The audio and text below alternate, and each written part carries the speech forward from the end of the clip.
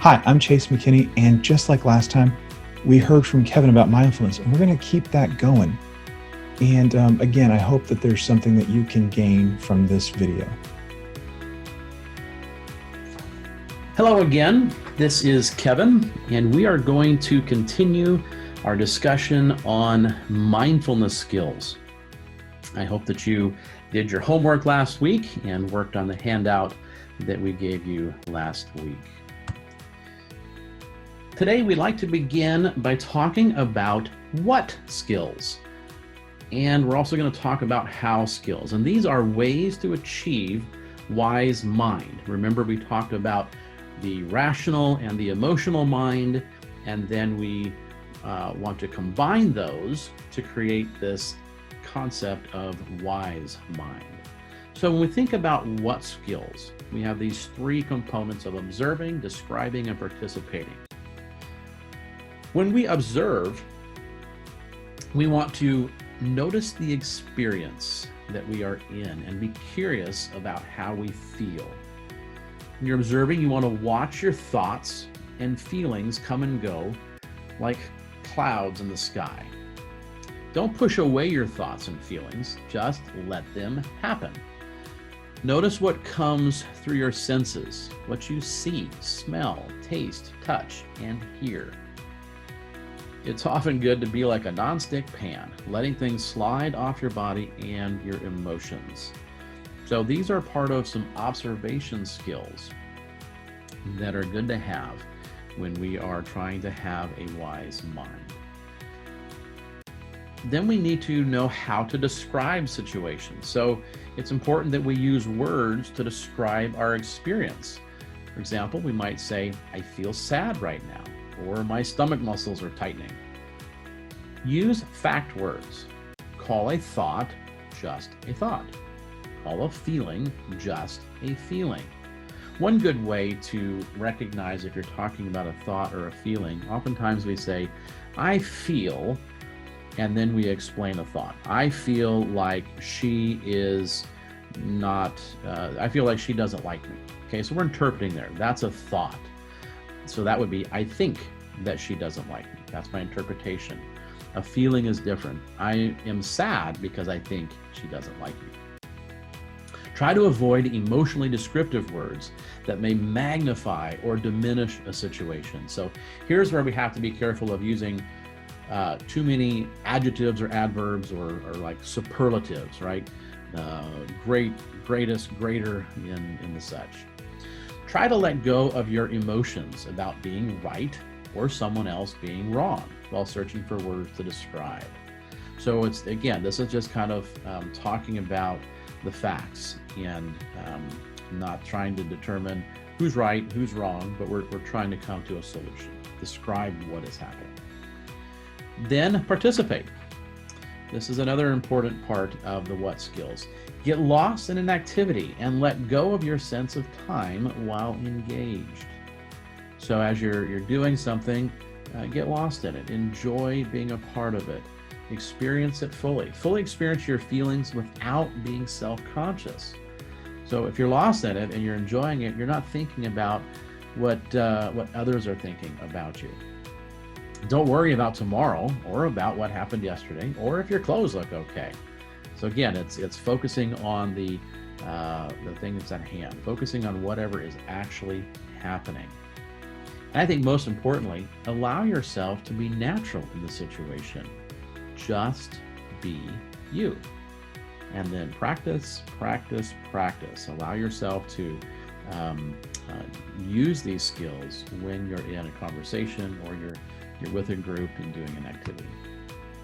How skills? They consist of not judging and then focusing mindfully and doing what works. Judging's a big one, right? That's what those automatic thoughts, we automatically think that that person pulled in front of me, they did it on purpose because they wanted to make me angry. No, they were reaching in the back and taking care of two toddlers that were fighting, like every mom has done from the beginning of time, and didn't know they crossed 3 lanes of traffic. And then I spilled my coffee and then my day is ruined. And I go to work and everything that happens at work is that mom's fault because she cut me off on purpose. So when we're not judging, we're seeing, but we're not evaluating. So it's important to take a non-judgmental stance and stick to just the facts, the who, the what, the when, and the where. And then accept the moment just as it presents itself. So take each moment for what it is. It's important to acknowledge emotion. I know that we're talking about combining emotions and the rational mind to get wise mind, but that doesn't mean that we ignore emotions. So acknowledge it, but don't judge it. And when you find yourself judging, don't judge your judging, right? So I guess it's important to not judge others and don't judge yourself as well. Sometimes we can be more critical to ourselves than we can to others. Focus mindfully. So how do we do that? Focus on one thing at a time. It's hard to try to focus on several things at once. Something's going to fall through the cracks. We're going to forget something. And so focus on one thing at a time. For example, when you are eating, eat. When you're walking, walk. When you're working, work. Concentrate. If you find you are doing two things at once, stop and go back to the one thing at a time. Let go of distractions and go back to what you are doing again and again and again. You've got to be aware of distractions. The world is full of them. We have all kinds of things. We can talk about media, we can talk about friends, we can talk about work, they're just stuff, lots of things that can be distracting. So do what works. Focus on what works for you. Act as skillfully as you can. So whatever skills you have learned, utilize them, do them. Play by the rules. Stay away from thoughts of right, wrong, should not, fair, and unfair. Those can get you caught in a trap when we're trying to figure out who's right, who's wrong, rather than just going through and talking about the facts, the who, the what, the when, and the where. Not trying to find out who's right, who's wrong, or should I have, or shouldn't have I, and all of those traps really is what they are. Do what you need to achieve your goals. Let go of vengeance, useless anger, and feelings that hurt you and do not work. That, I think, is very important, that we're careful. If we're carrying resentment, if we're carrying feelings of anger at someone or ourselves, that's going to weigh us down, and we're not going to be able to focus on one thing at a time. We're going to try to be doing schoolwork while we're thinking about that person that hurt us or wronged us, or we're wanting to get back at them. And it's just, and really in the end, if we do that, it's going to hurt us. It's going to hurt you, and not so much maybe the other person, if at all. All right, so I want to do another mindfulness practice, and this is called Getting into Wise Mind. Getting into Wise Mind. So you're going to get a handout on this, and I want you to check off one skill in the what column and one skill in the column of the how. And I want you to practice this during the week. So this is going to be something that you do during the week, and you can briefly describe your experiences using each skill. Include when and where you use them. Briefly describe whether or not using the skills affected your thoughts, feelings, or behaviors. So this is something you can take and really see if you what kind of skills are developing for you. You can choose the observing, describing, or participating, or the judging, or don't judge, stay focused, or do what works, and see how you are accomplishing those. All right, so this is one that you're going to do right now. The other one is for later in the week. This one is for right now. Learning to observe and describe rather than judge. Without even knowing it, we often make judgments about ourselves. Write a statement you may say about yourself, identifying whether it is a fact or judgment. Then record a reaction to the statement. For judgmental self-statements, try to rewrite the statement based on the facts rather than your judgments about yourself. So for example, under the self-statement, you might say, "I'm stupid. and I could never go to college. I would never survive. I wouldn't thrive. So is that a fact or is it judgment? It is a judgment. The reaction might be that you feel unable to do schoolwork and don't want to try. Okay, so it's a negative self-statement, and the reaction is also very negative. So it's a judgment. Or we might say, I missed a lot of high school and need to catch up on a lot. Well, that might be a fact. That may be true. But then the reaction could be, I believe I am smart enough to learn, but will need to work hard. Okay, so we've got a statement we can work with. So we might have judgmental statements that we need to reframe them in our reaction, and we may have statements that are facts, and they might be difficult facts. And then how are we going to respond to those? So this is an exercise that you can, I'd like you to do right now, and we'll pause the video and work on that.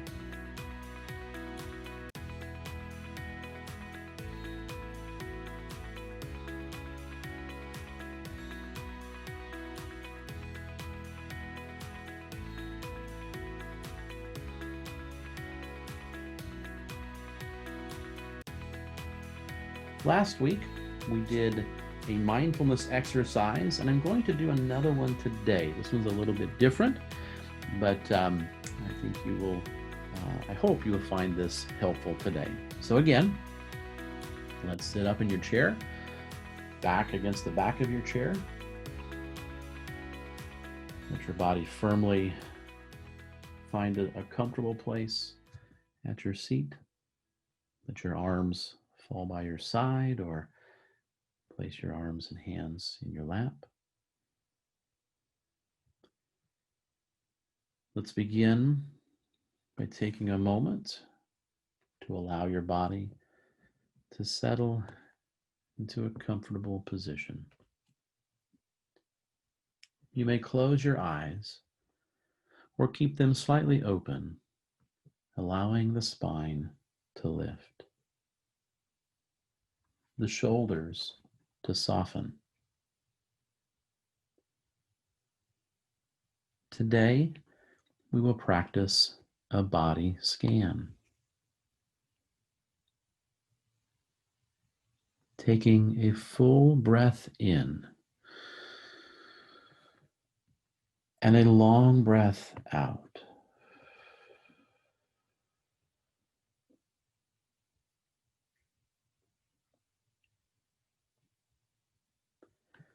Begin by bringing your attention into your body. Notice the feeling of the weight of your body on the chair.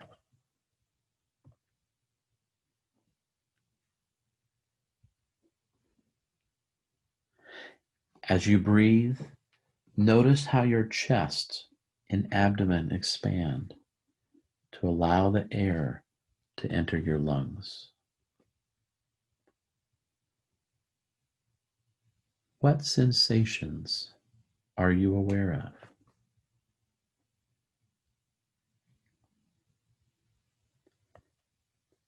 As you exhale, bring awareness to the stillness and notice the sense of relaxing more deeply.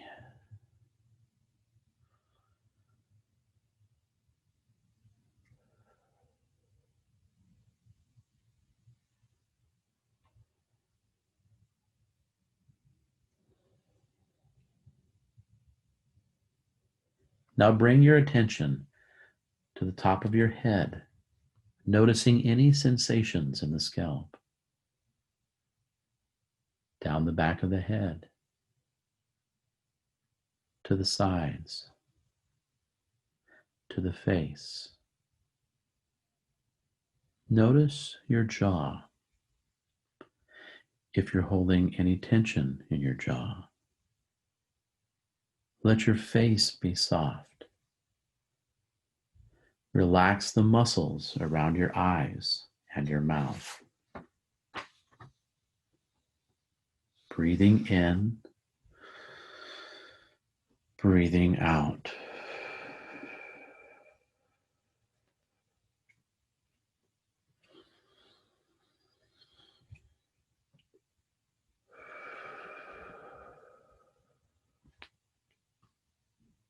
Now notice your neck and your throat. Let them be soft.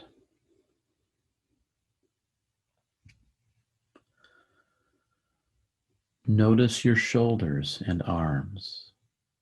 Feel any sensations as you allow your tension to move from your shoulders down to your upper arms, the elbow, to your forearms, wrists, hands, and fingers.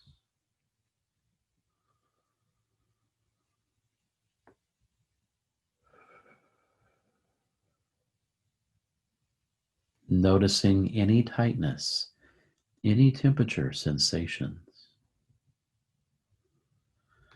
Noticing what the fabric of your clothing feels like against your skin. Continuing to breathe in and to breathe out.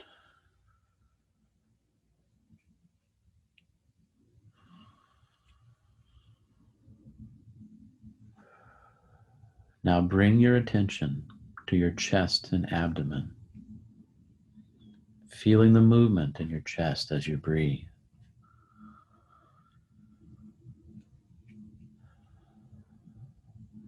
Bringing your attention to your stomach, noticing if your stomach is tense or tight, and just letting it soften.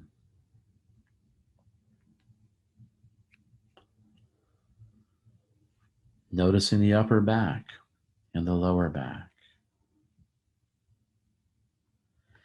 If you're holding any tension there, and also letting that release.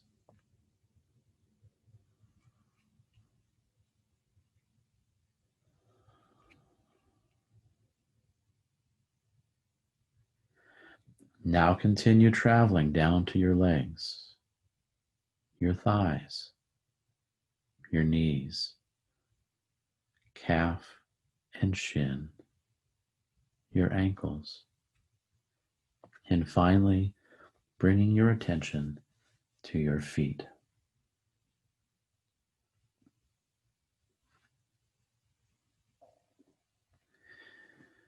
Noticing the sensations of your feet against the floor.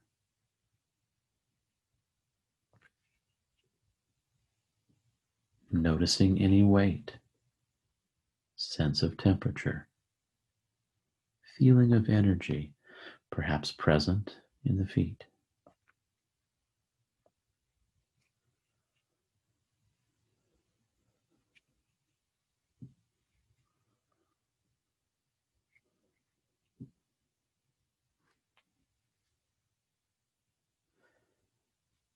And as you continue breathing in and breathing out, now noticing the whole body, from the top of your head all the way down to your toes.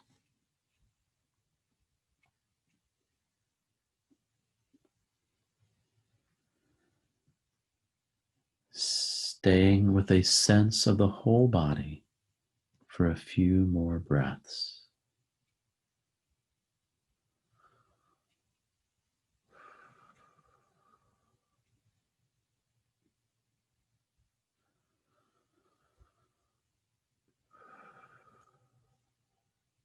And as we close, continue remaining aware of your body as best as you can as you finish with a full, deep breath in and a long, deep breath out.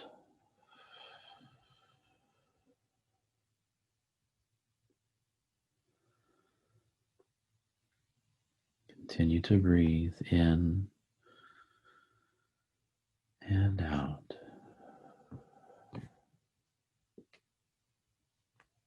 And when you are ready, you may open your eyes and come back to the room.